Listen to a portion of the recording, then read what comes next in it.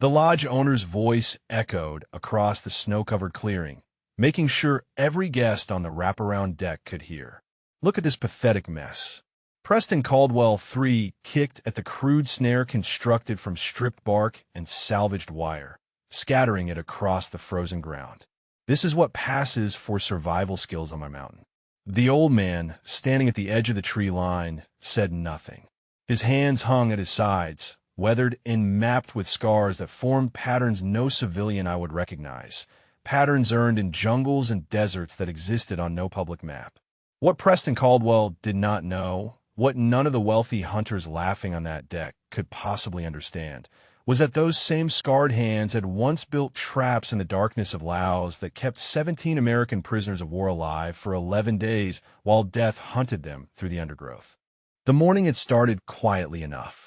Ezekiel Harmon had been checking his trap line in the gray light before dawn, moving through the forest with a silence that seemed impossible for a man of 71 years. His boots, held together with duct tape and determination, left no tracks in the fresh powder. His breath came slow and measured, conserving energy the way he had taught thousands of young soldiers to do in conditions far worse than a Colorado winter. He had lived on this mountain for nearly 8 months now, tucked into a shelter he had constructed from fallen timber and salvaged materials, invisible to anyone who did not know exactly what to look for. The hunting lodge sat 3 miles to the east, its guests and staff occasionally crossing paths with him, but never truly seeing him. He preferred it that way. He had not come to the wilderness to be seen. He had come to disappear. But this morning, the sound of approaching engines shattered the silence he had cultivated so carefully. 4 ATVs crested the ridge, their riders wearing brand-new hunting gear that probably cost more than Ezekiel had spent in the last decade combined. Preston Caldwell led the group, his voice carrying that particular tone of wealthy entitlement that announces ownership of everything within earshot. The man had inherited the lodge from his father, who had inherited it from his father, and somewhere along that line of succession, the understanding that the wilderness demanded respect had been lost entirely. Preston spotted the snare first, pointing at it like a child who had found something disgusting. Well, looks like we have a squatter playing caveman on my property. He dismounted with the theatrical confidence of a man who had never faced a consequence in his life. His guests followed, for men in their 50s and 60s who had paid $15,000 each for a week of guided hunting and 5-star accommodations. They gathered around the snare, examining it with the amused contempt of people observing something beneath them. Ezekiel stepped forward from the trees, not because he wanted to engage, but because the snare represented 2 days of careful work, 2 days of reading game trails and testing tension points, and finding exactly the right materials. A man could not simply watch that work destroyed without at least attempting to salvage it. "Please," he said, his voice soft and rough from disuse. "If you would not mind, I need that for food." Preston turned slowly, taking in the sight before him with undisguised disgust. The old man's jacket was army surplus, faded and patched. His beard was long and gray, his face weathered by decades of exposure to elements that most people only experience through windows. To Preston Caldwell, this was exactly what poverty and failure looked like, a cautionary tale wrapped in rags. "Need it for food." Preston repeated the words mockingly, making sure his guests could appreciate the humor. "Let me guess, you actually catch things with this pile of sticks and string?" "Enough to survive," Ezekiel replied. His hands remained still, though something in his posture had shifted almost imperceptibly. The guests would not have noticed, but if any of them had spent time around military professionals, they might have recognized the subtle change, the way weight redistributed, the way awareness expanded to encompass every person, every exit, every potential threat. Preston laughed and turned to his audience. "Gentlemen, I think we have found our entertainment for the weekend." He reached down and tore the snare apart completely, scattering its components into the snow. "Tell you what, old-timer, you think you are some kind of wilderness expert? Prove it. Come to the lodge tomorrow morning and set one of your little traps where we can all watch. When it catches nothing, you pack up whatever sad camp you have built on my land, and you disappear. forever. If you're watching this story from somewhere in the world right now, we would love to know where you're joining us from. Drop a comment below with your city or country. And if stories about hidden heroes and second chances resonate with you, please consider subscribing. Your support helps us share more of these incredible, true stories. Now, let us continue. And if it catches something, Ezekiel asked quietly. Preston smirked. $500. Cash. But it will not catch anything because you are not a survivalist. You are a homeless man who wandered onto the wrong property and made the mistake of building your little arts and crafts project where I could find it. The guests chuckled appreciatively. One of them pulled out his phone to capture the moment, already composing the story he would tell his next dinner party about the pathetic vagrant they had discovered in the mountains. Ezekiel looked at Preston Caldwell for a long moment. In another life, in another time, he would have handled this differently.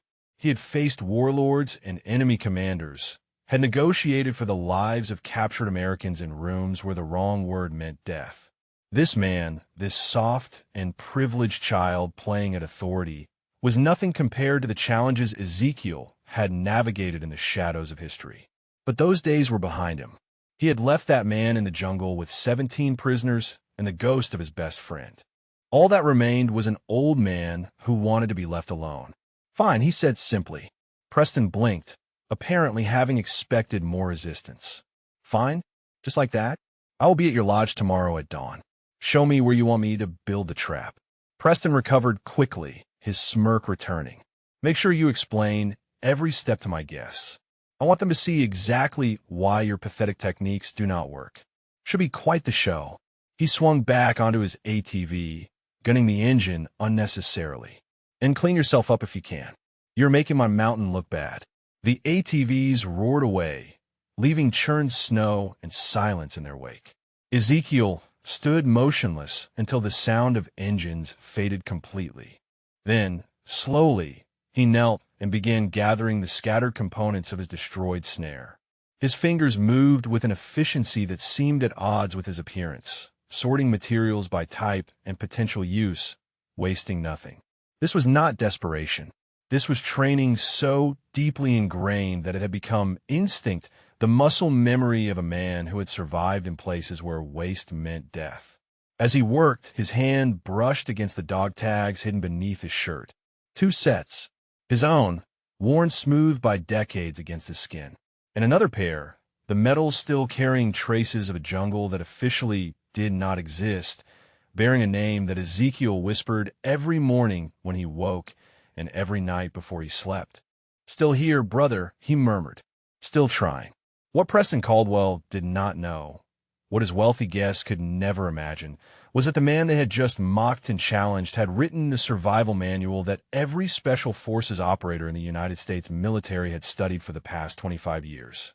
The techniques they had dismissed as primitive were the same techniques that had saved countless lives in conditions these men could not comprehend. And the trap Ezekiel would build tomorrow would not just catch an animal.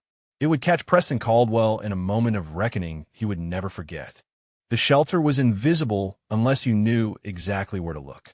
Ezekiel had built it into a natural depression between 2 fallen pines, using the terrain itself as camouflage. The roof was layered with bark and forest debris, indistinguishable from the surrounding woodland floor. A small entrance faced away from the prevailing winds, positioned to catch morning sun while remaining hidden from any trail or road.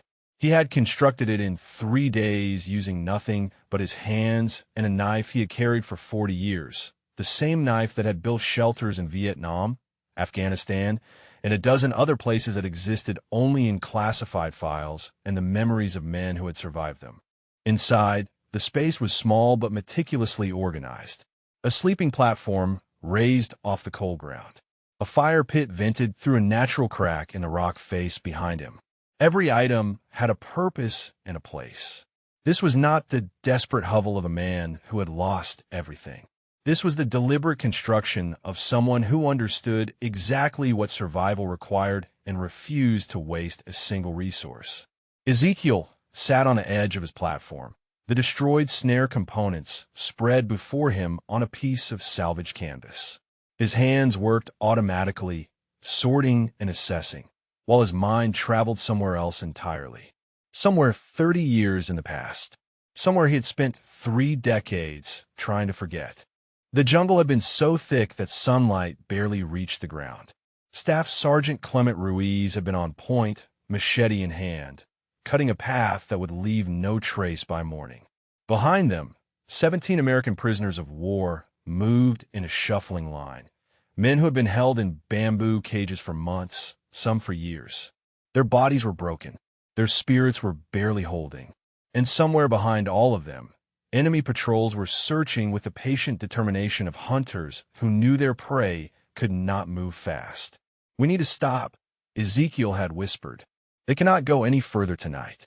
Clement had turned, his face gaunt from weeks of operating on minimal rations, sharing everything with the men they were trying to save.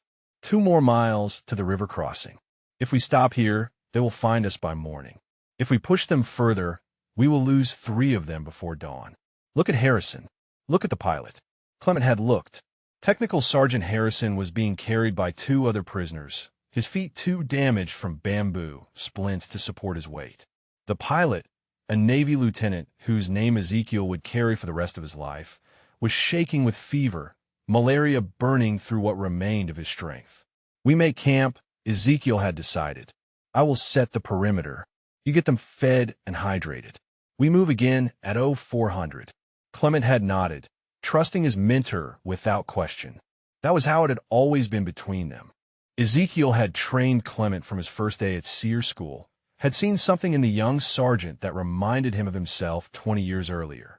The hunger to learn, the refusal to quit, the understanding that survival was not about individual strength, but about the unbreakable determination to bring everyone home. They had made camp in a depression much like the one Ezekiel now called home.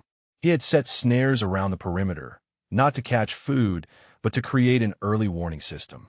He had shown Clement how to read the jungle, how to find water in places that seemed impossibly dry, how to build shelters that the enemy would walk past without seeing. For 10 days, they had moved like ghosts through territory that should have killed them all, keeping 17 broken men alive through knowledge that could not be found in any official manual because Ezekiel had not written it yet. On the 11th day, everything had fallen apart. The patrol had found them just before dawn, not through any failure of their techniques, but through pure, unlucky chance. A scout had stopped to relieve himself 30 meters from their position and had stumbled directly into one of the perimeter snares. Ezekiel had woken to the sound of shouting. Clement had already been moving, rifle in hand, positioning himself between the prisoners and the approaching enemy. His voice had been calm, controlled, the voice of a man who had already made his peace with what was about to happen. "Get them to the river, Zeke. Extraction point is 4 clicks north. You know the way. We go together or we do not go at all." Clement had turned then, and Ezekiel would never forget the look in his eyes. It was not fear. It was not resignation. It was absolute certainty. "You taught me everything I know.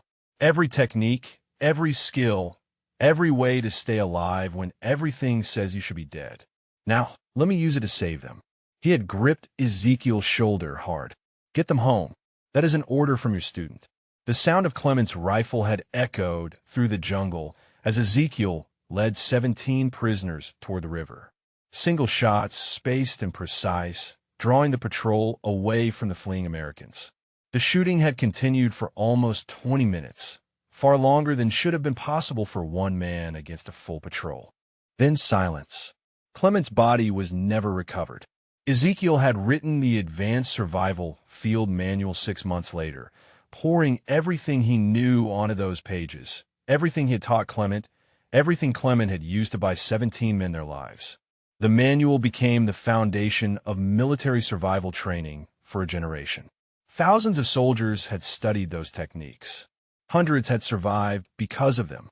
And in the dedication, on a page that most readers skipped past without thought, were 2 lines that only those who knew would understand. For CR, who taught his teacher the true meaning of survival. Still here, brother. Still trying. In a shelter on the Colorado mountainside, Ezekiel's hands had stopped moving. The snare components lay forgotten before him.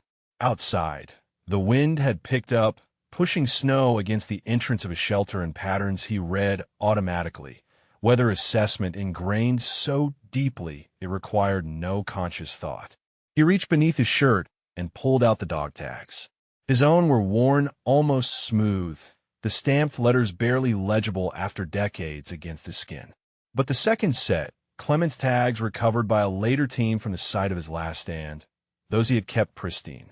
He traced the letters with his thumb, a ritual he performed every day, sometimes multiple times. Tomorrow he would walk into Preston Caldwell's lodge and build a trap for an audience of wealthy men who saw him as entertainment. They would mock his techniques and laugh at his appearance and congratulate themselves on their superiority. They would have no idea that the man before them had trained the trainers, had written the book, had kept men alive in conditions that would break most people within hours. But that was not why he would go.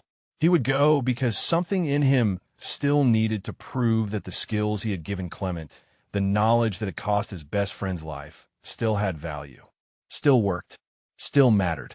He would go because after 3 years of hiding in the wilderness, 3 years of running from a grief that followed him like a shadow, he was tired of being invisible. Ezekiel tucked the dog tags back beneath his shirt and began preparing for tomorrow. His movements were precise, economical, the habits of a lifetime guiding his hands as his mind remained fixed on a jungle half a world away and 30 years gone. Dawn would come soon enough, and with it, a reckoning that Preston Caldwell could never have anticipated. The lodge emerged from a morning mist like a monument to excess. 3 stories of hand-hewn timber and floor-to-ceiling windows, a massive stone chimney breathing with smoke into the gray sky, a wraparound deck that could have held 100 people comfortably. Ezekiel had seen forward operating bases with less square footage. He approached from the tree line, his breath forming small clouds in the frozen air, his footsteps silent on the packed snow-despite boots that should have announced every movement. Preston Caldwell was already on the deck, coffee mug in hand, surrounded by his paying guests. They had arranged themselves in expensive outdoor chairs, blankets draped over their laps, watching the clearing below like spectators at a coliseum waiting for the lions. When Ezekiel stepped into view, Preston's voice boomed across the distance with theatrical delight. "Ladies and gentlemen, our entertainment has arrived." He gestured grandly toward the old man. "I give you the wilderness survival expert of Caldwell Mountain. Try to contain your amazement." Laughter rippled through the group. Ezekiel counted 6 guests plus Preston, 4 from yesterday, and 2 newcomers who must have arrived overnight. A woman with sharp eyes and a professional camera sat slightly apart from the others, watching with an expression that seemed more curious than amused. Near the far end of the deck, a man in his late 50s stood with his arms crossed, not laughing, studying Ezekiel with an intensity that felt different from the others. The clearing Preston had designated sat 50 meters from the lodge, visible from the deck, but far enough that conversation would require raised voices. A small table had been set up with a microphone and speaker system, ensuring the guests could hear every word without leaving their comfortable perches. Preston descended the deck stairs with the swagger of a man who had already won. He approached Ezekiel and thrust a wireless microphone toward him. "Put this on. I want everyone to hear your expert explanations when your little project fails." Ezekiel took the microphone and clipped it to his collar without comment. His eyes were already scanning the terrain, reading signs that Preston could not see. Game trails pressed into the snow, scat patterns indicating rabbit activity, the angle of broken twigs showing recent movement. To the untrained eye, this was simply a snowy clearing. To Ezekiel, it was a map written in a language he had spent a lifetime learning to read. "Well," Preston demanded, "get started. Show us how a real survivalist works." Ezekiel knelt at the edge of the clearing and began gathering materials. His hands moved with a precision that seemed almost mechanical, selecting specific branches, testing their flexibility, discarding those that did not meet invisible criteria. He worked in silence for several minutes, aware of the commentary drifting down from the deck. "Is he just picking up sticks? One guest asked loudly. My grandson does that. He is 4. More laughter. Preston's voice cut through, amplified by his own microphone. Come on, old-timer. Explain what you were doing. That was the deal. Ezekiel paused and looked up at the audience arranged above him. When he spoke, his voice was soft, but the microphone carried it clearly. Reading the terrain. You do not build a trap where you want it. You build it where the animal wants to go. Preston snorted. Where the animal wants to go.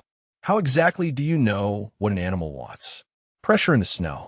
Ezekiel pointed to markings that looked like random indentations to everyone watching. Rabbit trail. They follow the same paths unless something disturbs them. This one runs from that brush pile toward the stream. He traced an invisible line with his finger. They move at dawn and dusk, looking for food, avoiding predators. You position yourself between what they need and where they feel safe. On the deck, the man with crossed arms had uncrossed them. He leaned forward slightly, his expression shifting from skepticism to something else. The woman with the camera had begun recording. Preston waved dismissively. Sounds like something you read in a Boy Scout manual. Let's see if it actually works. Ezekiel returned to his task.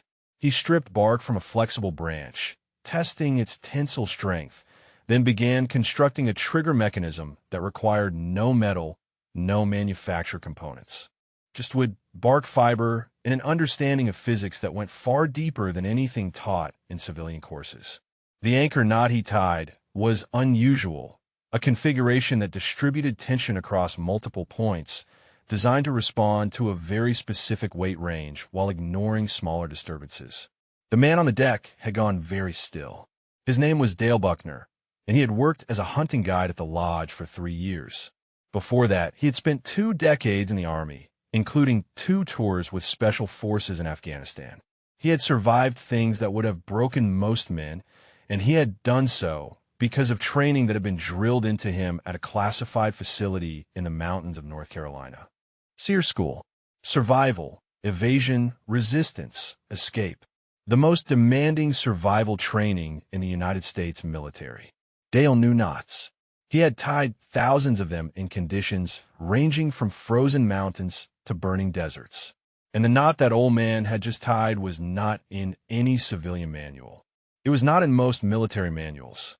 It was a specific configuration taught only in advanced SEER training, a technique developed by an instructor whose name was spoken with something approaching reverence by anyone who had passed through that program.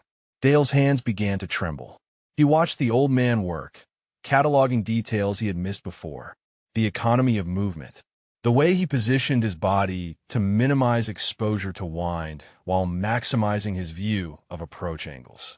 The unconscious habits that screamed military training to anyone who knew what to look for. This was not a homeless man who had learned survival from television shows. This was someone whose skills had been forged in places where mistakes meant death. The trap was taking shape now, elegant in its simplicity. A trigger platform connected to a restraint mechanism, positioned exactly on the game trail Ezekiel had identified. He covered it with a light layer of snow and debris, rendering it nearly invisible. That is it, Preston called out. That is your big trap? It looks like a pile of garbage. Ezekiel stood slowly, brushing snow from his knees. Now we wait. Wait for what? For nothing to happen? For the animal to follow its nature. Ezekiel's voice remained calm. A trap does not force anything. It simply takes advantage of patterns that already exist. The animal makes the choice. The trap just makes the choice matter. Something about those words struck Dale like a physical blow. He had heard them before. Almost exactly those words, spoken in a classroom at SEER School by an instructor explaining the philosophy behind capture avoidance. A trap does not force anything. It takes advantage of patterns. Those words were in the manual. The Advanced Survival Field Manual that every special operator studied. Dale pulled out his phone with shaking fingers and scrolled to a photograph he had saved years ago. A scanned page from his original SEER manual, kept as a memento of training that had shaped his entire military career. The signature at the bottom of the certification page was faded but legible. MSG Ezekiel Harmon, SEER Command. He looked from the phone to the old man, standing in the clearing below, and the world seemed to tilt on its axis. That knot, Dale whispered to himself. Those words, the way he moves. Preston was still talking, making jokes at the old man's expense, but Dale heard none of it. His entire focus was on the weathered figure below, seeing him now with completely different eyes. The scars on his hands, the way he stood when addressed, shoulders automatically squaring. The precision that seemed so at odds with his ragged appearance. It could not be. It was impossible. Master Sergeant Ezekiel Harmon was a legend, a name spoken with awe in survival training circles. He had written the book that Dale had carried through 2 combat deployments. He had trained instructors who had trained Dale's instructors. But those hands, that knot, those exact words. Dale gripped the deck railing and stared at the old man who was now sitting patiently beside his trap, waiting for nature to take its course. If he was right about who this might be, then Preston Caldwell had just made the worst mistake of his privileged life. The waiting was the hardest part. It had always been the hardest part. Ezekiel sat motionless at the edge of the clearing, his back against a pine tree, his eyes fixed on the trap, but seeing something else entirely. The cold seeped through his worn jacket, but he had endured worse. He had endured heat that blistered skin and cold that cracked bone. He had endured hunger that made men lose their minds and thirst that made them drink things no human should drink. Physical discomfort was simply information, data to be processed and managed, not a force that controlled him. The laughter from the deck had faded as the novelty wore off. Most of the guests had retreated inside where warmth and breakfast waited. Only a few remained, including the woman with the camera, who seemed to find him more interesting than the luxury around her, and Dale Buckner, who had not moved from his position at the railing, who had not stopped staring since the moment Ezekiel tied that knot. Let them stare. Let them laugh. None of it touched the place where Ezekiel actually lived. That place was 30 years away and half a world distant, in a jungle that smelled of rot and rain and blood. Clement had been 26 years old when he died. 26 years of life traded for 17 others. The mathematics of sacrifice, cold and absolute. Ezekiel had done the calculations 1,000 times in the decades since, trying to find a sum that balanced, trying to find a way to make the equation work. 17 men had gone home to families who thought they would never see them again. 17 men had lived full lives, had children and grandchildren, had decades that Clement would never have. But the numbers never balanced. They never would. Ezekiel remembered the first day Clement had walked in his SEER school, a young sergeant with too much confidence and not enough fear. Most students arrived terrified, aware that they were about to be pushed beyond anything they had experienced. Clement had arrived curious, eager, asking questions before the orientation briefing had even finished. He wanted to know everything, not just the techniques, but the philosophy behind them. Not just how to survive, but why survival mattered. You are annoying, Ezekiel had told him after the 3rd day of relentless questions. You know that. Clement had grinned. Yes, Master Sergeant, but I'm learning more than anyone else, so I figure it balances out. He had been right. By the end of the course, Clement had absorbed more than students who had attended twice. He understood that survival was not about individual techniques, but about a mindset, a way of seeing the world that transformed every environment from hostile territory into a resource waiting to be used. He understood that the enemy was never the jungle or the desert or the cold. The enemy was the voice inside that said, give up, lie down, stop fighting. Clement never listened to that voice. Not once. Not even at the end. After graduation, Ezekiel had requested Clement for his operational team. It was unusual, an instructor pulling a student directly into classified work, but Ezekiel had seen something in the young sergeant that he had never seen before. A mirror, a version of himself at that age, before the years had worn away the sharp edges. They had worked together for 3 years before Laos. 3 years of operations that would never appear in any history book, teaching resistance fighters in Afghanistan how to survive Soviet patrols, setting up evasion networks for downed pilots in Iraq, training indigenous forces in techniques that turned hostile terrain into an ally. Clement had absorbed everything Ezekiel taught and then begun innovating, developing variations that improved on the original techniques. The student was becoming the master, and Ezekiel had never been prouder of anything in his life. On the night before the Laos mission, they had sat together, cleaning weapons, not speaking, comfortable in the silence that comes from absolute trust. Finally, Clement had looked up and said something that Ezekiel would carry forever. You know what I figured out, Zeke? Survival is not about staying alive. It is about having something worth staying alive for. The techniques, the training, all of it, that is just mechanics. The real skill is remembering why you are fighting when everything tells you to stop. Ezekiel had nodded, not realizing that in 11 days those words would be put to the ultimate test. When Clement had ordered him to take the prisoners and run, when Ezekiel had heard the rifle fire drawing the enemy away, he had understood exactly what Clement was doing. He was not just buying time. He was not just creating a diversion. He was giving Ezekiel a reason to keep fighting. 17 men. 17 reasons to survive. 17 lives that would mean Clement's sacrifice was not wasted. For 30 years, Ezekiel had tried to honor that gift. He had poured everything he knew into the manual, into training, into creating generations of survivors who would carry the knowledge forward. He had watched students become instructors who trained more students, an endless chain of survival extending from that jungle in Laos to battlefields around the world. And then Margaret had died, his wife of 41 years, the woman who had held him through nightmares and welcomed him home from deployments and never once asked him to be anyone other than who he was. Cancer had taken her in 7 months, faster than any enemy had ever moved, more ruthless than any ambush. He had held her hand at the end, and she had looked at him with those eyes that had always seen straight through to his soul. Find peace, Zeke. Stop carrying the weight. Clement would not want you to carry it forever. But she was wrong. Clement would understand. Clement would know that some weights could not be set down, that some debts could never be repaid.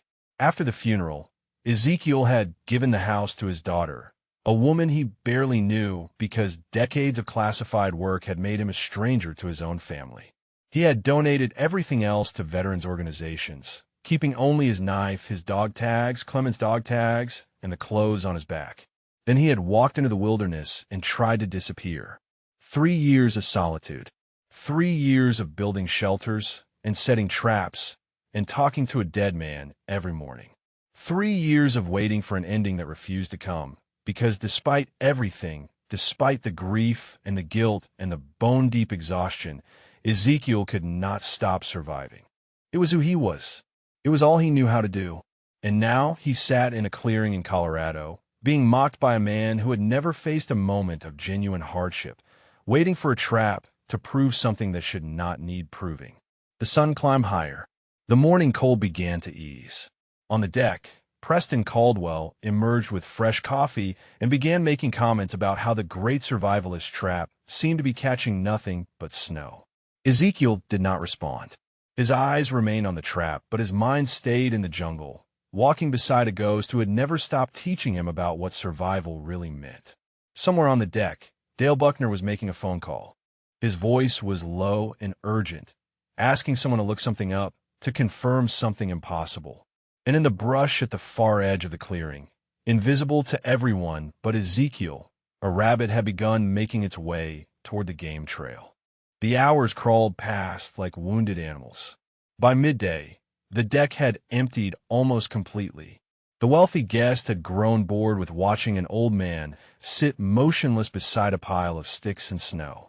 They had retreated to the lodge's great room, where a fire roared and lunch was being served, their attention shifting to the mounted trophies on the walls and the stories of past hunts that Preston embellished with each telling. Only 3 people remained outside. Maya Chan sat in a deck chair with her laptop open, occasionally glancing toward the clearing, her journalist instincts telling her there was more to this story than a simple bet. Dale Buckner stood at the railing, phone pressed to his ear, speaking in low tones that did not carry. And Ezekiel sat where he had been sitting for 5 hours, as still as the trees around him, watching and waiting with a patience that seemed almost inhuman. Maya closed her laptop and walked to where Dale stood. She had noticed his intensity, the way he watched the old man with something that looked almost like reverence. "You know something?" she said. It was not a question. Dale lowered his phone and looked at her for a long moment, assessing. She had kind eyes, he decided, and something told him she was not here to mock anyone. "Maybe," he said carefully.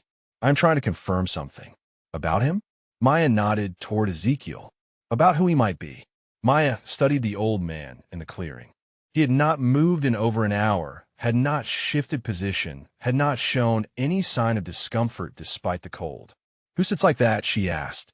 "Who can be that still for that long?" "Someone with training," Dale replied. "Serious training. The kind most people never see." Before Maya could respond, the lodge's front door banged open and Preston strode onto the deck, whiskey glass in hand despite the early hour.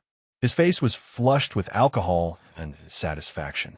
"Still nothing," he called out loudly, making sure Ezekiel could hear. What a surprise.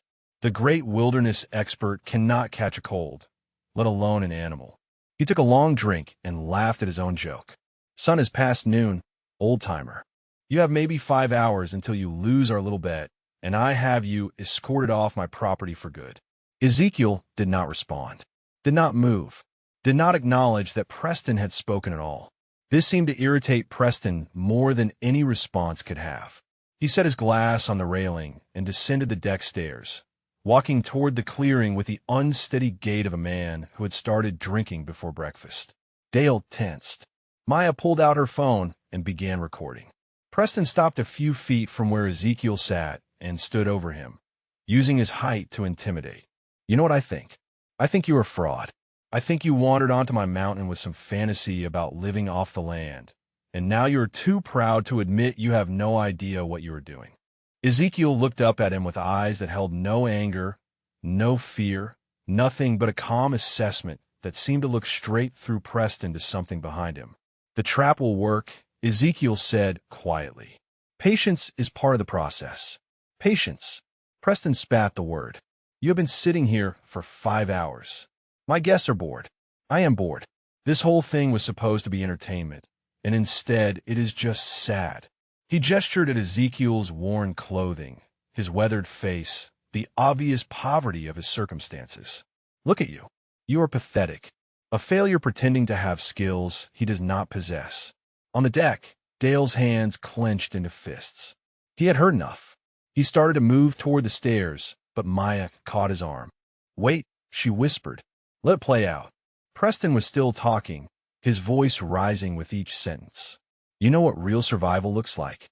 It looks like me, building a business, creating something, not squatting in the woods, eating squirrels like some kind of animal." Ezekiel rose slowly. The movement was fluid, controlled, nothing like the stiff struggle of an old man getting to his feet. For just a moment, something shifted in his bearing. The homeless vagrant disappeared, and something else looked out through those weathered eyes. Something that made Preston take an involuntary step backward. "I have known men like you," Ezekiel said. His voice was still quiet, but it carried an edge now, steel wrapped in velvet. "Men who measure their worth by what they own, by who they can look down on." He took a single step forward, and Preston retreated another step without seeming to realize he was doing it. "I have seen such men break in conditions that would not challenge a child who knew what they were doing. I have seen them weep and beg and offer everything they possessed for one more day of life." Preston's face had gone pale. Something in the old man's tone, something in those eyes, had punctured his confidence in a way nothing else had. "Your trap," Preston said, his voice uncertain now. "It still has not caught anything." "The trap will catch what it is meant to catch," Ezekiel replied. "When the time is right. Not before." For a long moment, neither man moved. The clearing was silent except for the wind in the pines and the distant sound of guests laughing inside the lodge. Then Preston seemed to remember who he was, where he was, that he was the one with power here. He straightened his shoulders and forced a laugh that sounded hollow, even to himself. Big talk from a homeless man. We will see who is right by sunset. He turned and walked back toward the lodge, but his stride had lost its swagger. He did not look back. On the deck, Maya lowered her phone. She had captured the entire exchange. Beside her, Dale released a breath he had not realized he was holding. "That man," Maya said slowly. "He is not what he appears to be, is he?" Dale shook his head. "I do not think he is what anyone here could possibly imagine." His phone buzzed with an incoming message. He looked down at the screen, and his face went white. The message was from a former Army buddy who still had access to certain databases. Someone Dale had asked to run a name through channels that technically should not have been available to civilians. The message contained a photograph. A military portrait from the 1990s showing a man in dress uniform, rows of ribbons on his chest, the insignia of a master sergeant on his sleeve. The face was younger, cleaner, but the eyes were exactly the same. The caption beneath the photo read, "MSG Ezekiel Harmon. Seer Command. Primary author, Advanced Survival Field Manual. Classified Operational History. Current status, unknown.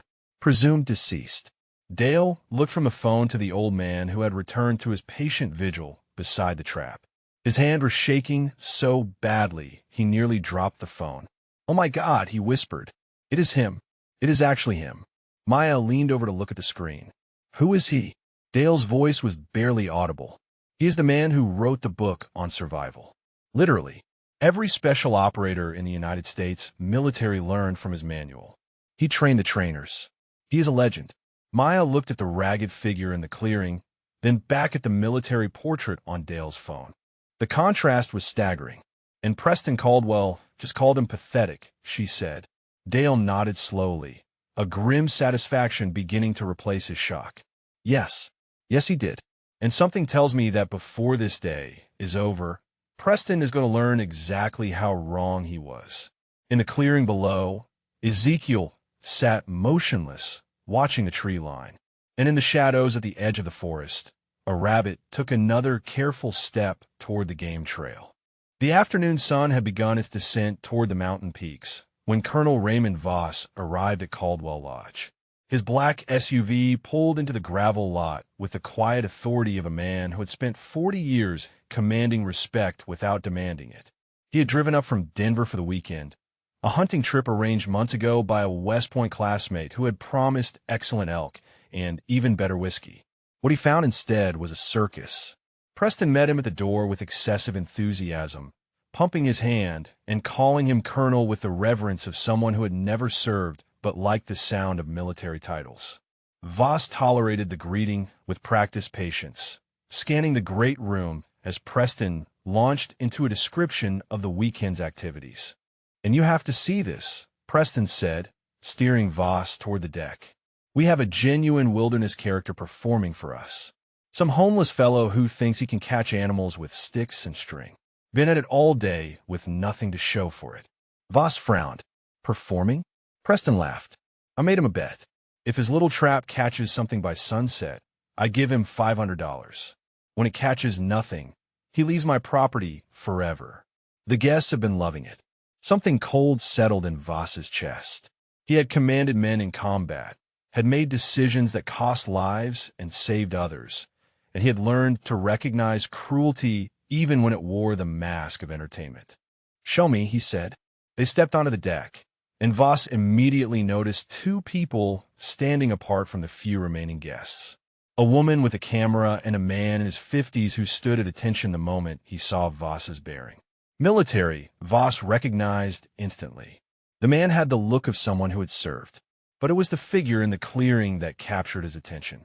An old man sat motionless against a pine tree, positioned beside a primitive trap constructed for natural materials.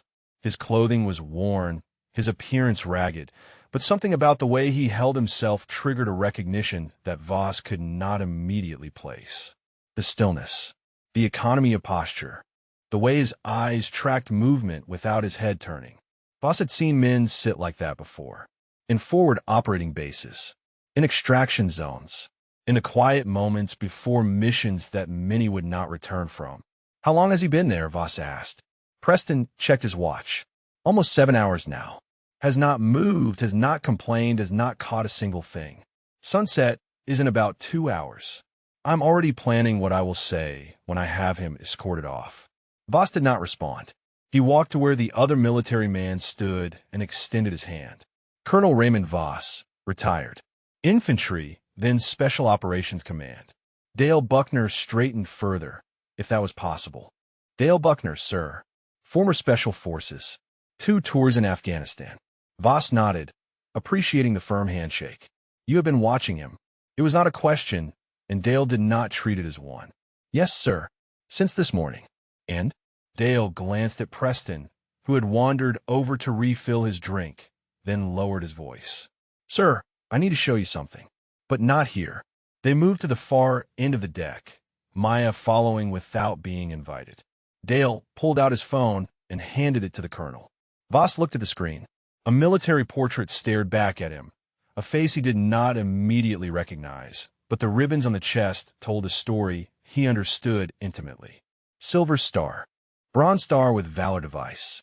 Purple Heart. The insignia of Seer Command. Master Sergeant Ezekiel Harmon, Dale said quietly. Primary author of the Advanced Survival Field Manual. Voss's head snapped up. He looked from the phone to the old man in the clearing, his mind racing to connect the portrait with the ragged figure below. That manual, Voss said slowly. 3 of my men went down in a helicopter in Afghanistan. 2003, they survived 11 days in hostile territory using techniques from that book. One of them told me afterward that he dreamed about the voice on the training recordings, talking him through every step. Dale nodded. I went through SEER school in 1994, sir. Master Sergeant Harmon was one of the instructors. I watched him tie a knot this morning that is not in any civilian manual. It is a technique he developed personally, taught only in advanced courses. And the way he moves, the way he reads terrain, the way he sat for 7 hours without shifting position. He paused, emotion cracking through his professional composure. Sir, I think that homeless man down there is one of the most important figures in modern military survival training. Voss looked at the photo again, then back at the clearing. The years between the portrait and the present had been brutal, clearly. But the eyes, something in those eyes was the same. Does Preston know? No, sir. He has no idea what he has been mocking all day. Voss handed the phone back to Dale, his jaw tight with controlled anger. He had spent his career fighting enemies who wore their hostility openly. He had never had much patience for the kind of cruelty that disguised itself as sport. The woman, Maya Chun, spoke up. I have video of everything. The way Preston has treated him, the things he has said. Whatever happens next, there is a record. Voss nodded slowly. Good. He turned back to watch the clearing, where Ezekiel remained as motionless as he had been for hours. If this is who you say it is, then what is happening here is not entertainment. It is desecration. In the clearing below, Ezekiel felt the weight of new attention. He did not look up at the deck, did not acknowledge the arrival of another observer. His focus remained on the trap, on the tree line, on the subtle signs that told him what was coming. The rabbit had been circling for the past hour, drawing closer with each pass. It was a cautious animal, survival instincts honed by generations of predation. But it was also hungry, and the game trail led to resources it needed. Each circuit brought it nearer to the trigger platform. Patience. That was what Clement had always struggled with early in his training. He had wanted to act, to force outcomes, to make things happen through sheer will. Ezekiel had spent months teaching him that survival often meant waiting, watching, trusting that preparation would meet opportunity in its own time. You cannot rush the jungle, Ezekiel had told him once. The jungle has its own rhythm. Your job is to learn that rhythm so well that you become part of it. Then everything you need comes to you. Clement had laughed. That sounds like something a monk would say, not a soldier. Ezekiel had smiled. Maybe survival requires a little of both. On the deck, Preston had returned with a fresh drink, loudly proclaiming that the old-timer's time was almost up. In less than 2 hours, he announced, we will have proof that all this wilderness mystique is nothing but fantasy. Colonel Voss watched Preston with the cold assessment of a man who had spent decades evaluating threats. Then he looked back at the clearing, at the master sergeant who sat in patient silence, while wealthy men mocked him from above. The sun continued its descent. The shadows grew longer. And in the underbrush, invisible to everyone on the deck but tracked by Ezekiel's unwavering attention, the rabbit took another step toward the game trail. The sun hung 2 fingers above the mountain ridge, painting the snow in shades of amber and rose. Less than 90 minutes until sunset. Less than 90 minutes until Preston Caldwell declared victory and had the sheriff remove the trespasser from his land. Ezekiel knew the timeline. He had been tracking the sun's descent with the same precision he had used to navigate by stars and jungles, where GPS did not exist and compasses could not be trusted. But timelines were human constructs. Nature operated on its own schedule, indifferent to bets and deadlines and the petty cruelties of wealthy men. The rabbit would come when the rabbit was ready, or would not come at all. Either way, Ezekiel would not move from the spot until the outcome was decided. On the deck, the dynamics had shifted in ways Preston had not noticed. Colonel Voss stood apart from the other guests, his posture rigid, his eyes never leaving the clearing. Dale Buckner had positioned himself near the stairs, ready to move at a moment's notice. Maya Chun continued recording, her phone capturing everything with the patience of someone who understood that the best stories often required waiting. Preston, oblivious to the undercurrents around him, had gathered his remaining guests for what he clearly intended to be a triumphant finale. He had ordered champagne brought to the deck, planning to toast his victory the moment the sun touched the peaks. Almost over, he announced loudly, making sure his voice carried to the clearing below. Our wilderness expert is about to learn a valuable lesson about making promises he cannot keep. Ezekiel heard the words, but did not react. His attention remained fixed on the tree line, on the subtle movements in the underbrush that told him the rabbit was still there, still circling, still weighing the risk against the reward. He could have left. The thought surfaced unbidden, as it had several times throughout the day. He could have stood up at any point, walked back into the forest, and disappeared into the wilderness he had called home for 3 years. Preston would have claimed victory either way. The outcome would have been the same. But something had kept him rooted to this spot. Something beyond stubbornness, beyond pride, beyond any desire to prove Preston wrong. It was Clement. Not the memory of Clement, though that was always with him. It was something Clement had said during their last night in the jungle, while 17 prisoners slept fitfully around them and enemy patrols hunted somewhere in the darkness. They had been discussing what they would do if they made it home. Ezekiel had talked about the manual he wanted to write, the training programs he wanted to develop, the knowledge he wanted to pass on before it was lost. Clement had listened, nodding, then asked a question that had stayed with Ezekiel for 30 years. What happens when you stop? Ezekiel had not understood. Stop what? Stop teaching. Stop training. Stop being the person who keeps others alive. Who are you when that is gone? Ezekiel had not had an answer then. He still did not have one now. After Margaret died, after he walked away from everything, he had tried to find out. He had tried to become no one, to exist without purpose, to simply survive without surviving for anything. It had not worked. 3 years in the wilderness, and he was still setting traps, still reading terrain, still teaching himself even when there was no one left to teach. The skills were not something he did. They were something he was. And sitting here, in this clearing, with wealthy men mocking him from above, he realized that Clement had been trying to tell him something important. The teaching did not stop because you ran out of students. The teaching did not stop because you wanted to disappear. The teaching only stopped when you forgot why it mattered. 17 men had lived because Clement chose to die. Thousands of soldiers had survived because of what Ezekiel had written in the years after. The chain of survival extended from that jungle to battlefields around the world, an unbroken line of knowledge passed from hand to hand, life to life. He had tried to break that chain by disappearing. He had tried to convince himself that his part was done, that he had earned the right to stop. But chains do not break so easily, and teachers do not stop teaching simply because they are tired. Ezekiel reached beneath his shirt and touched the dog tags. His fingers found Clement's name, traced the letters that had become smooth from years of the same gesture. "I understand now, brother," he whispered. I understand what you were asking. The rabbit emerged from the underbrush. It moved with the caution of a prey animal in unfamiliar territory, nose twitching, ears rotating to catch any sound of danger. It paused at the edge of the game trail, evaluating, assessing, weighing survival against need. On the deck, no one had noticed. Preston was holding court, describing the elaborate dinner he had planned to celebrate the homeless man's defeat. The guests laughed at appropriate moments, champagne glasses in hand, attention focused on their host rather than the clearing below. Only Colonel Voss saw the movement. His body went rigid, his hand gripping the railing. The rabbit took a step onto the trail. Then another.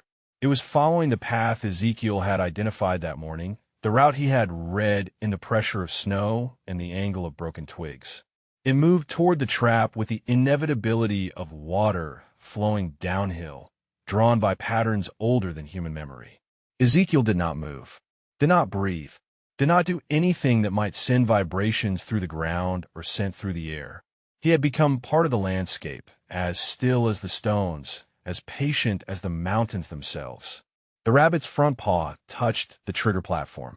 For one eternal moment, nothing happened. The mechanism held, waiting for the precise pressure it had been calibrated to detect. The rabbit shifted its weight, preparing to hop forward. The trap sprang.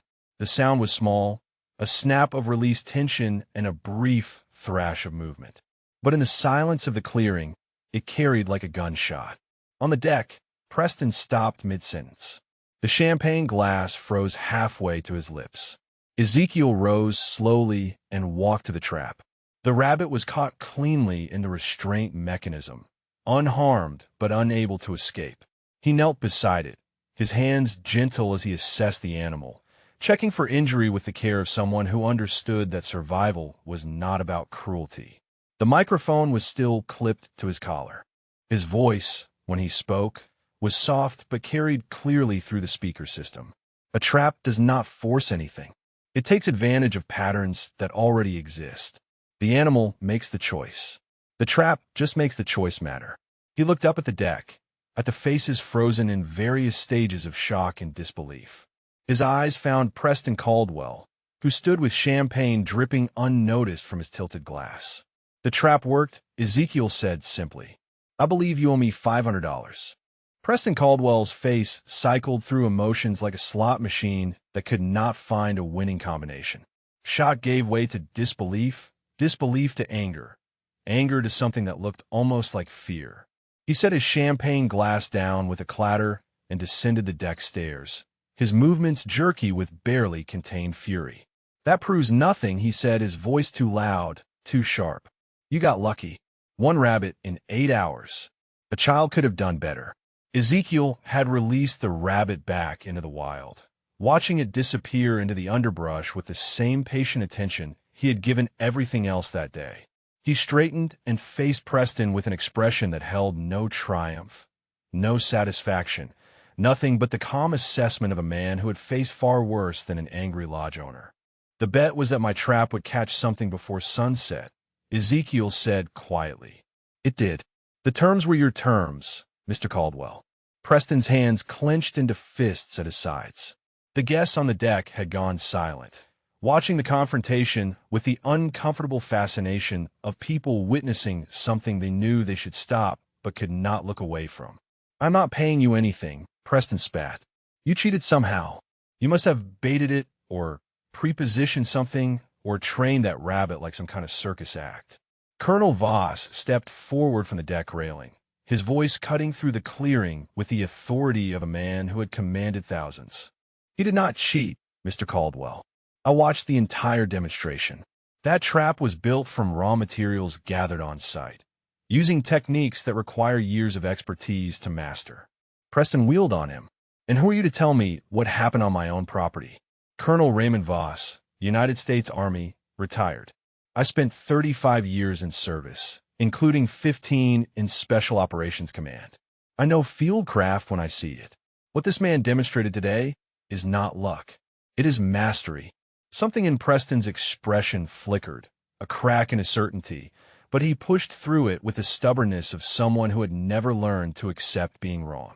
I do not care how many years you spent playing soldier. This is my land, my lodge, and my decision. The old man lost.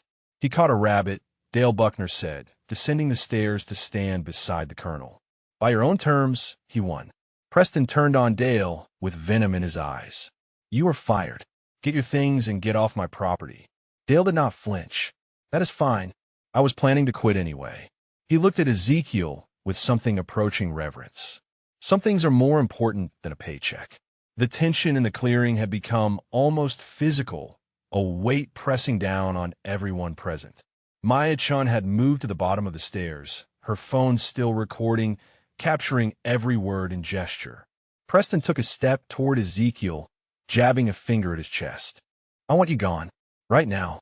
I do not care about the bet. I do not care about the rabbit. I do not care about anything except getting you off my mountain. He pulled out his phone. I'm calling the sheriff. You are trespassing, and I want you arrested. Ezekiel did not retreat from the jabbing finger. His posture had shifted subtly, weight balanced, shoulders squared, the unconscious stance of a man who had faced far more dangerous threats than an angry civilian. Call whoever you like, Ezekiel said. I broke no laws today. I came when you invited me. I built a trap where you told me to build it. I won your bet by your own rules. Preston's face had gone red, veins standing out on his forehead. Rules. You want to talk about rules? Here is a rule. This is private property. You have been squatting on it for months. I could have had you removed the first day I found your pathetic little camp. I gave you a chance to prove yourself, and you failed. I caught a rabbit, Ezekiel repeated. His voice remained level, almost gentle, but there was steel beneath it now. In front of your guests, using techniques you called pathetic. By every measure you established, I succeeded. Preston's hand shot out and grabbed Ezekiel's arm, fingers digging into the worn fabric of his jacket. I said, get off my property. The movement was fast and unexpected. Preston's grip shifted Ezekiel's sleeve, pushing it up past his wrist, exposing the forearm beneath. Colonel Voss saw it first. His sharp intake of breath cut through the clearing like a blade. The tattoo was faded but unmistakable. A set of coordinates in military notation. A date. And beneath them, the distinctive wings of a seer instructor, wrapped around initials that Voss could not quite read from this distance. But it was the other markings that froze him in place. Names. A list of names running up the forearm, some with dates beside them, others standing alone. The kind of memorial tattoo that soldiers get when words are not enough to carry the weight of who they have lost. Preston had seen the tattoo too, but it meant nothing to him. He released Ezekiel's arm with a sneer. What is that supposed to be? More of your homeless warrior fantasy? Dale Buckner had gone pale. He was close enough to read the coordinates, close enough to recognize the format, close enough to see what Preston could not. Those coordinates, Dale said, his voice barely above a whisper. That is Laos. The date is 1971. Colonel Voss moved down the stairs with purpose, crossing the clearing until he stood directly in front of Ezekiel. His eyes were fixed on the tattoo, on the names, on the evidence of a history that most people would never know existed. May I? He asked quietly, gesturing toward Ezekiel's sleeve. Ezekiel hesitated for a moment, then nodded. Voss gently pushed the sleeve higher, exposing more of the tattoo. The names continued up the forearm, each one precisely inked, each one representing a life that had intersected with Ezekiel's in places that officially did not exist. At the top of the list, larger than the others, was a single name, C. Ruiz. Voss's breath caught. He looked up at Ezekiel's face, seeing past the weathered skin and gray beard to something beneath. Staff Sergeant Clement Ruiz, Voss said slowly. Laos, 1971. The extraction that everyone in special operations knows about, but no one can officially confirm. 17 American POWs brought out of hostile territory by a two-man team, one of whom did not make it home. Ezekiel said nothing. His jaw was tight, his eyes fixed on something far away. Voss's voice dropped even lower. The survivor of that mission went on to write the most important survival manual in military history. Trained 2 generations of special operators. Developed techniques that have saved hundreds of lives. Preston looked between them, confusion replacing his anger. "What are you talking about? Who is this person?" Colonel Voss turned to face Preston Caldwell with an expression that made the lodge owner take an involuntary step backward. "This person," Voss said, his voice cold and precise, "is Master Sergeant Ezekiel Harmon, Seer Command, the man who literally wrote the book on military survival. And you have spent the last 2 days publicly mocking him for entertainment." The silence that followed was absolute. The name hung in the air like smoke after an explosion. Master Sergeant Ezekiel Harmon. The guests on the deck had frozen in place, champagne glasses suspended, conversations abandoned mid-syllable. Even the wind seemed to have stopped, as if the mountain itself was holding its breath. Preston Caldwell's mouth opened and closed several times before words emerged. "That is impossible." He looked at the ragged figure before him, at the worn jacket and weathered face and boots held together with tape. "This is a homeless man, a vagrant. He cannot be some kind of military legend." Colonel Voss did not take his eyes off Ezekiel. "Master Sergeant, is it true? Are you Ezekiel Harmon of Seer Command?" For a long moment, Ezekiel did not respond. His hand had moved unconsciously to his chest, pressing against the dog tags hidden beneath his shirt. When he finally spoke, his voice was rough with decades of silence. "I was," he said, "a long time ago." Dale Buckner stepped forward, his face pale, but his voice steady. "Sir, I went through Seer School in 1994. You were one of my instructors." He swallowed hard.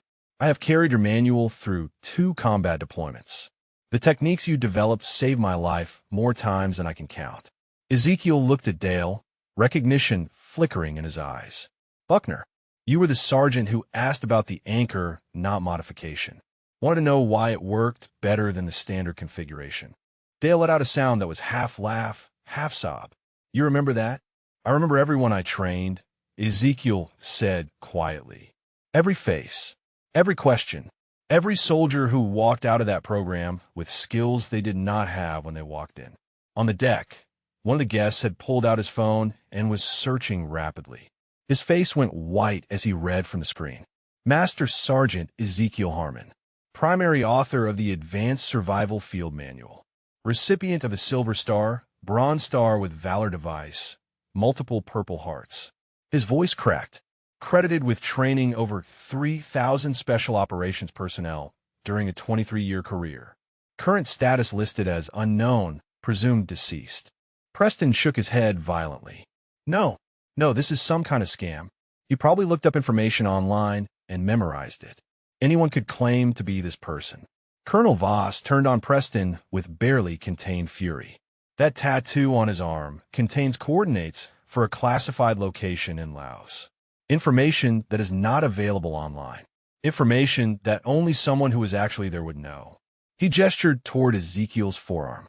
"Those names are men who died in operations that do not officially exist. You cannot fake that. You cannot research that. You can only live it." Ezekiel slowly rolled his sleeve up further, exposing the full extent of the memorial tattoo. 17 sets of initials formed a border around the coordinates, each one representing a prisoner he had helped bring home. And, running through the center, the names of those who had not made it. Fellow operators lost in missions that would never be acknowledged. Friends whose sacrifices would never appear in any history book. At the top, largest of all, the name that Ezekiel traced every day, C. Ruiz. "Staff Sergeant Clement Ruiz," Ezekiel said, his voice steady despite the emotion beneath it. "My partner, my student, the best survival specialist I ever trained." He paused, and when he continued, his words carried the weight of 30 years of grief. "He died in Laos buying time for 17 American prisoners to escape. He was 26 years old. He gave his life so that they could go home to their families." The clearing had gone completely silent. On the deck, several guests had tears streaming down their faces. One man, older than the others, had removed his hat and was holding it against his chest. "Colonel Voss spoke softly. The extraction in 1971. I studied that operation at the War College. 2 operators went in with nothing but their skills against impossible odds. They kept those prisoners alive for 11 days through hostile territory. One of them died holding off an enemy patrol so the others could escape. Ezekiel nodded slowly. Clement always said survival was not about staying alive. It was about having something worth staying alive for. He found his reason. He made sure I found mine. And your reason was the manual, Dale said. Training the next generation. Passing on what you knew. My reason was making sure his death meant something. Ezekiel's voice was barely above a whisper. Every soldier who survived because of those techniques, every operator who came home because of skills we developed together, that is his legacy. Not mine. His. Preston Caldwell had not moved. His face had lost all color, his earlier arrogance stripped away to reveal something small and frightened beneath. He looked at the man he had mocked for 2 days, the man whose traps he had destroyed, whose dignity he had attacked, whose very existence he had treated as entertainment. I did not know, Preston said weakly. How was I supposed to know?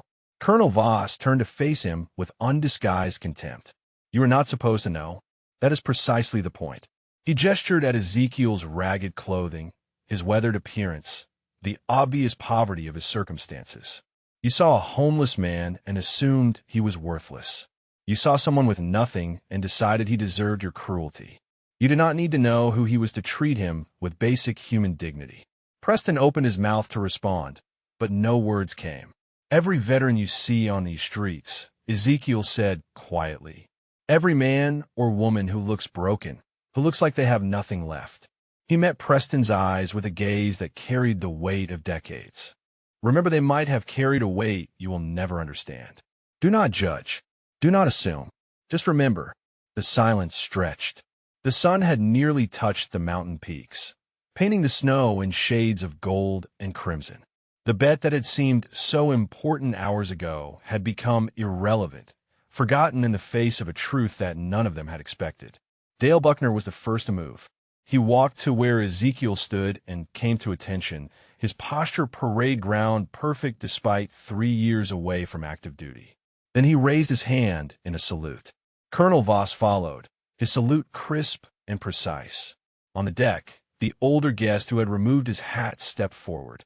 He was wearing a veteran's pin on his lapel, barely visible beneath his expensive jacket. He had not spoken all day, but now his voice carried clearly across the clearing.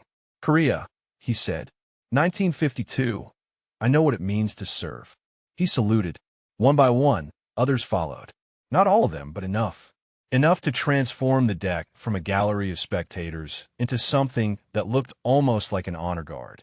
And in the center of the clearing, standing in the dying light of a Colorado sunset, Master Sergeant Ezekiel Harmon received the recognition he had never sought and had spent 3 years trying to escape. His hand trembled as he returned the salutes, but his eyes remained dry. The tears would come later. For now, there was only this moment and the ghost of a young sergeant who had given everything so that moments like this could exist. Still here, brother, Ezekiel whispered, still trying. The salutes held for a long moment before Ezekiel lowered his hand, signaling the others to do the same. The gesture had cost him something. He could feel it in the tightness of his chest, in the way his throat had constricted around words he had not spoken in years. Recognition was a weight he had stopped carrying when he walked into the wilderness. Picking it up again felt like putting on armor that no longer fit.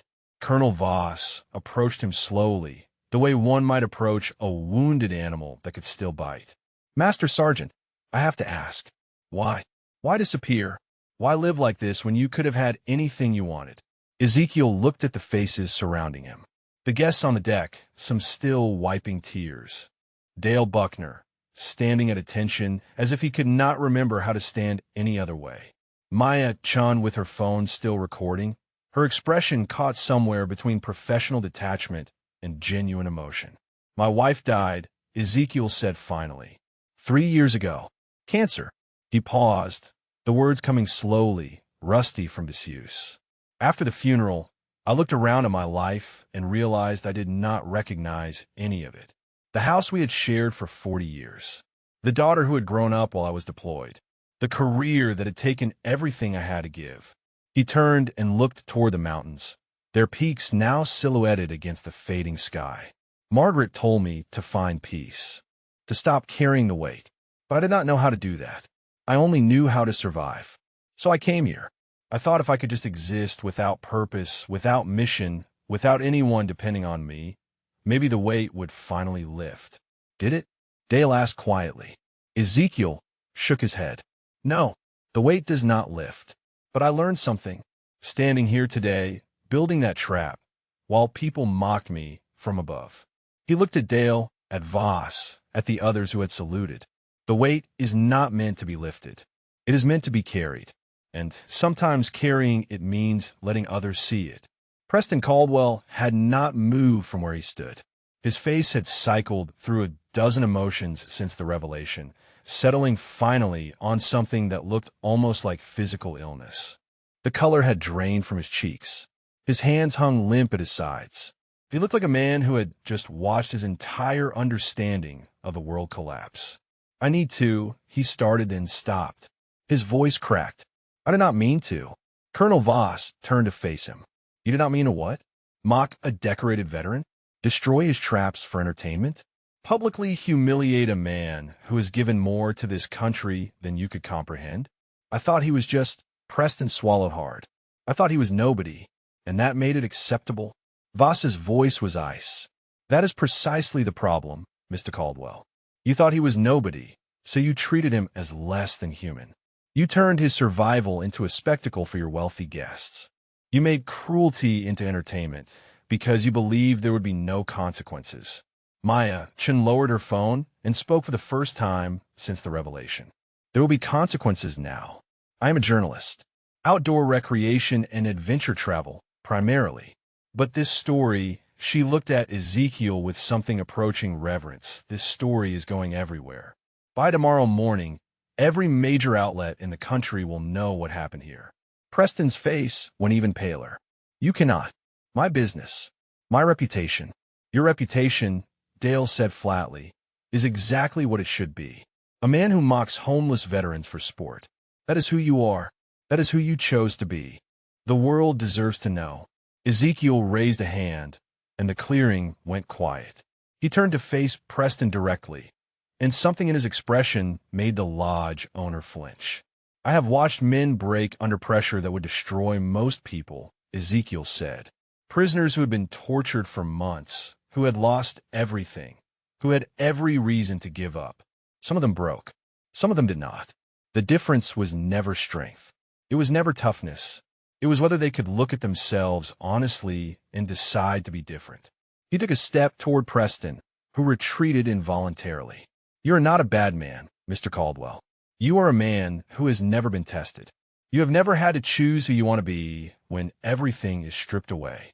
Today, for the first time in your life, you are being tested. Preston's lips trembled. What do you want from me? Nothing, Ezekiel said simply. I do not want your money. I do not want your apology. I do not want anything from you except this. Remember. Remember what you did here. Remember what you assumed. Remember how wrong you were. And the next time you see someone who looks like they have nothing, remember that you do not know what they have survived. The wind picked up, carrying the scent of pine and snow through the clearing.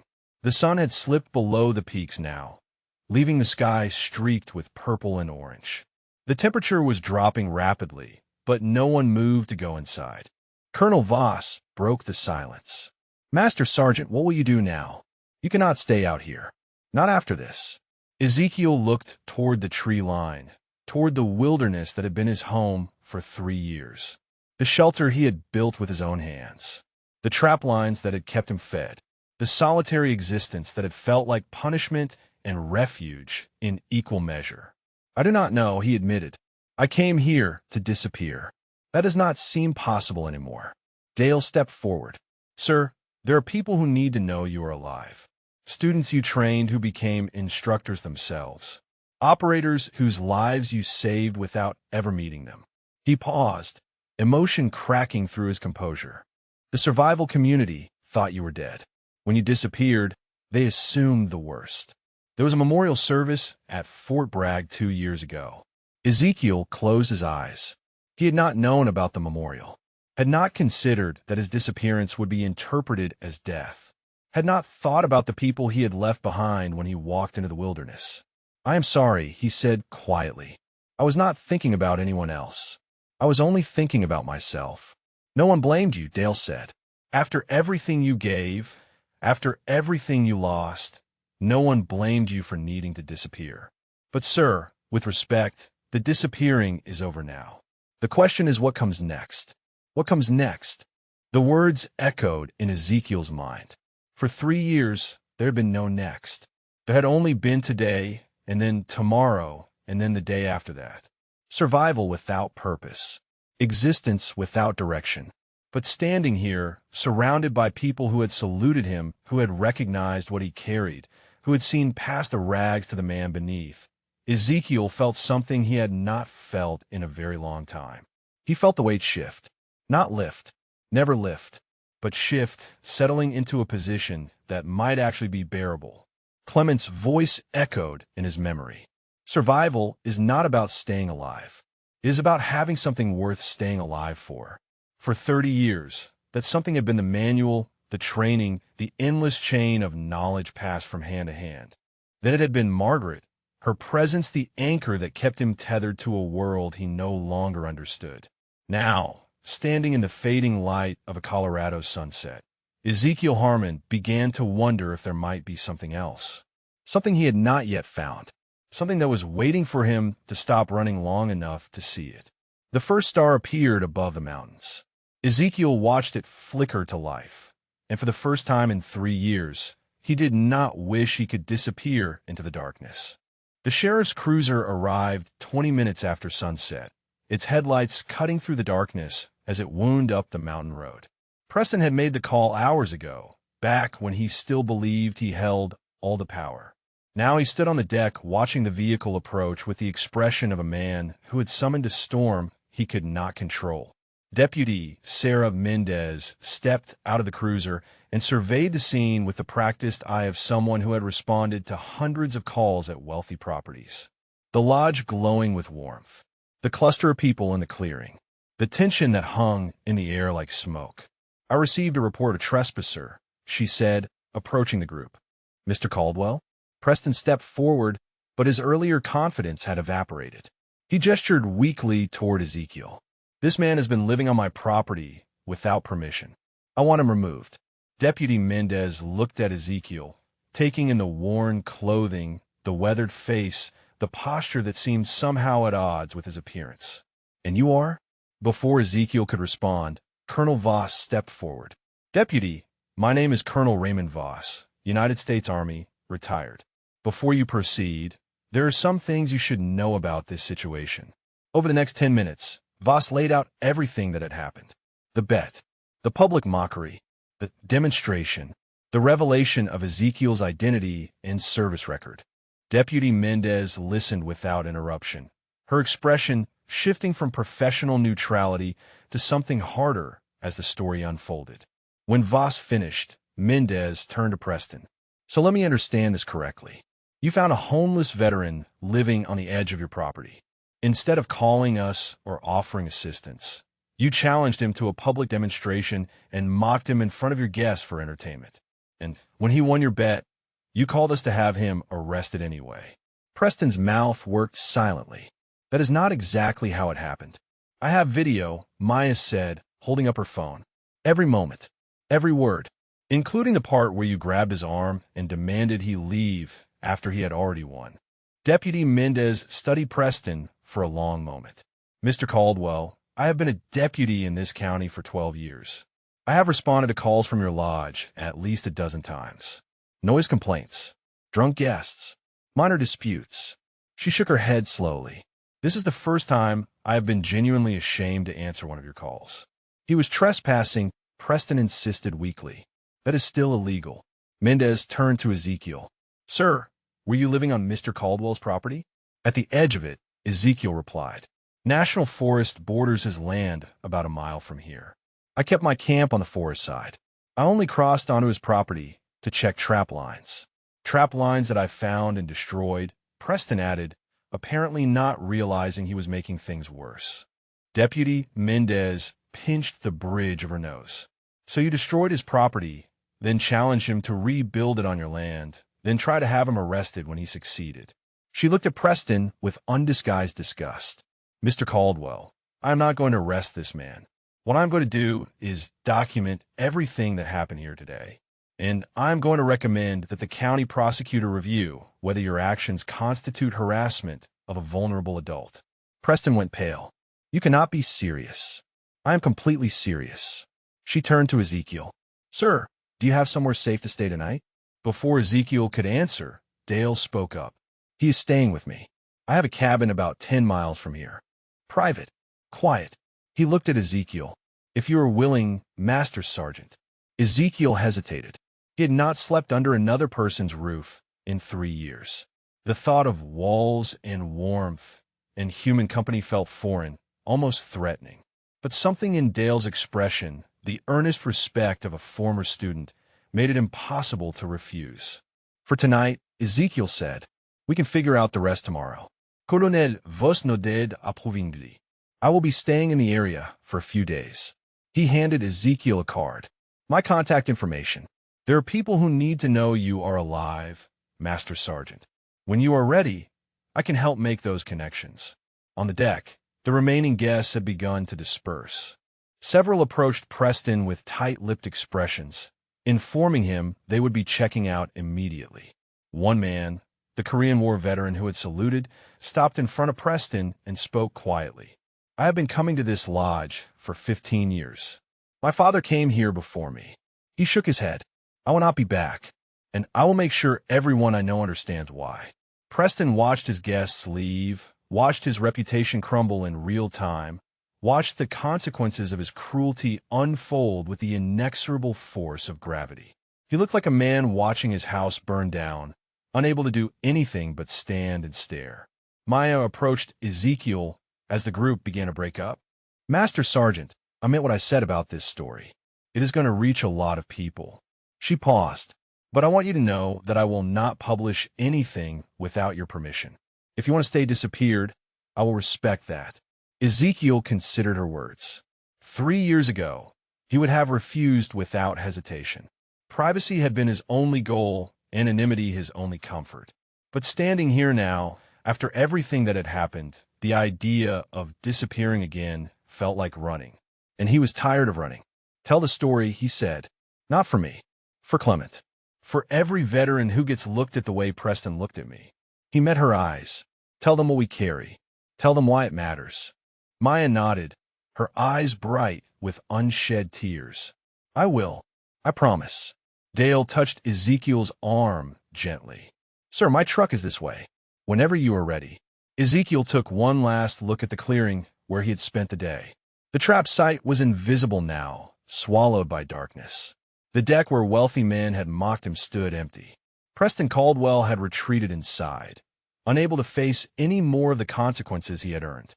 In the distance, the mountains rose black against the star-filled sky. The wilderness that had been his home for 3 years waited, patient and eternal, ready to take him back if he chose. But for the first time since Margaret died, Ezekiel chose differently. He followed Dale toward the truck, leaving footprints in the snow that led away from solitude and towards something he could not yet name. Behind him, Deputy Mendez was taking a final statement from Colonel Voss. Maya was already composing the opening lines of her story. And somewhere in the lodge, Preston Caldwell was pouring himself another drink, trying to understand how a simple bet had destroyed everything he thought he knew about himself. The night was cold, but Ezekiel did not feel it. For the first time in 3 years, he was walking toward warmth instead of away from it. 3 months later, spring had begun to soften the mountains. Snow still capped the highest peaks, but the valleys had turned green, fed by meltwater that carved new paths through ancient stone. The Wilderness Therapy Center sat in a meadow at the base of the range, a cluster of cabins and training facilities that had not existed 6 months ago. Ezekiel stood at the edge of the tree line, watching a group of veterans work through a trap-building exercise. There were 8 of them today, men and women who had come home from wars that had not ended when their deployments did. Some carried visible scars. Others carried wounds that could not be seen. All of them had found their way here through the network that Colonel Voss had helped establish, a program designed not just to teach survival skills, but to help veterans remember why survival mattered. Easy on the tension, Ezekiel called out to a young woman struggling with her trigger mechanism. "You are overthinking it. Let the materials tell you what they want to do." The woman looked up, frustration evident in her expression. "It keeps collapsing before I can set the anchor." Ezekiel walked over and knelt beside her, his movements still carrying the fluid economy of a lifetime's training. "Show me you're not." She held up the anchor point she had been working on, and Ezekiel studied it for a moment before nodding. "Your technique is sound. The problem is your materials." He picked up a different branch from the pile beside her. "This one has more flex. It will hold tension without snapping. Try again." He watched as she rebuilt the mechanism, offering small corrections, letting her find her own way to the solution. When the trap finally held, she let out a breath that seemed to release more than just frustration. "I did it," she said, almost surprised. "You did," Ezekiel agreed. "And tomorrow you will do it faster. And the day after that, you will do it without thinking. That is how skills become instincts. That is how you learn to trust yourself again." The woman met his eyes, and something passed between them. Recognition, understanding, the shared knowledge of people who had been broken and were learning to rebuild. "Thank you, Master Sergeant," she said quietly. Ezekiel shook his head. "Just Ezekiel. Rank stays in the past. What matters now is what we build going forward." He left her to practice and walked toward the main cabin where Dale Buckner was reviewing the afternoon's training schedule. Dale had left his job at the lodge the night. Everything changed and had not looked back. He had become Ezekiel's partner in building this program, contributing his own expertise and his own scars to the work. "How are they doing?" Dale asked as Ezekiel approached. "Better than yesterday. Worse than tomorrow." Ezekiel allowed himself a small smile. "Same as always." Dale handed him a tablet displaying Maya Chen's latest article. The story had gone viral in the first week, exactly as she had predicted. Master Sergeant Ezekiel Harmon, the man who wrote the book on military survival, found living homeless in the Colorado wilderness, mocked by a wealthy lodge owner, vindicated by his own skills and the testimony of those who recognized what he carried. The public response had been overwhelming. Donations had poured in from veterans organizations, from private citizens, from corporations eager to attach their names to something meaningful. Colonel Voss had leveraged his connections to secure land and permits. Maya had continued documenting every step, turning the story into a series that had brought attention not just to Ezekiel, but to the broader crisis of veteran homelessness. And Preston Caldwell. Ezekiel still thought about him sometimes. The lodge had closed 2 months ago, unable to survive the combination of canceled reservations and legal challenges. Preston had sold the property at a significant loss and disappeared from public view. There had been no apology, no acknowledgement, no attempt at redemption. "Some men never learn," Dale had said when the news came through. "Some men never get the chance," Ezekiel had replied. "I hope he finds this." He meant it. The anger had faded quickly, replaced by something closer to pity. Preston Caldwell had never been tested, had never had to discover who he was beneath the wealth and privilege. When the test finally came, he had failed. But failure was not the end. Failure was the beginning, if you had the courage to learn from it. The afternoon training session passed quickly. Ezekiel taught water procurement and shelter construction, the same lessons he had taught for decades, but the context was different now. These were not soldiers preparing for combat. These were survivors learning to live again. As the sun began to set, Ezekiel walked to a ridge overlooking the valley. A stone marker stood there, placed by his own hands in the first week of the program's operation. The inscription was simple: C. Ruiz, 194-5-1971, the best teacher I ever had. Ezekiel sat beside the marker as the sky turned gold and crimson. He pulled out the dog tags, both sets, and held them in his palm. "We got 43 veterans through the program this quarter," he said quietly. 11 of them are becoming instructors themselves. They're going to carry this forward, Clement. Long after I am gone, they're going to keep teaching what you taught me. The wind stirred the grass around the marker. Somewhere below, laughter drifted up from the cabins where veterans were sharing a meal together, some of them laughing for the first time in years. I finally understand what you were asking, Ezekiel continued. That night in the jungle, when you wanted to know who I would be when I stopped.